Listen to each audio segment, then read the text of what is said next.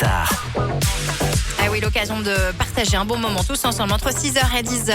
Dans Bonjour le Sud avec tous les tubes des années Star, Jake Carla, Usher ou encore Damiano David. Oh, c'est finalement pas des noms à coucher dehors qu'on vous propose ce matin. Absolument, Fanny. Alors que des noms à coucher dehors, on en connaît. Et puis surtout, c'est une expression extrêmement rigolote quand on prend 2 minutes pour se pencher dessus.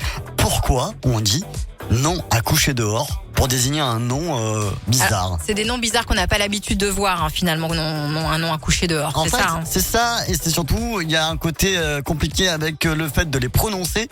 Difficile Ah à oui, prononcer aussi. et difficile à retenir. Est-ce que tu as une idée d'où ça vient? Alors, je crois avoir entendu une histoire par rapport aux auberges où tu voulais passer la nuit, par exemple, et les personnes à l'entrée, qu'on pourrait appeler les physionomistes, qui, en fait, si tu n'avais pas été un bon payeur la fois d'avant, ils te retenaient ton nom. Et c'était un nom, du coup, à coucher dehors parce qu'ils savaient que tu payais pas et tu devais rester justement à l'extérieur.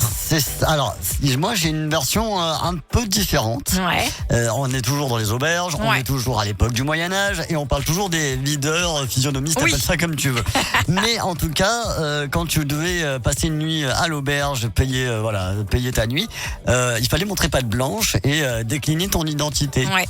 Et si jamais tu avais un nom un peu bizarre, difficile à prononcer ou à retenir, on refusait complètement l'accès, que tu sois un mauvais payeur ou pas. C'est de la discrimination, ça. Mais parce que si jamais tu payais pas, tu serais trop compliqué à retrouver. Ah, c'est ça, alors Donc, d'accord. Tu as littéralement un nom bon à aller coucher dehors.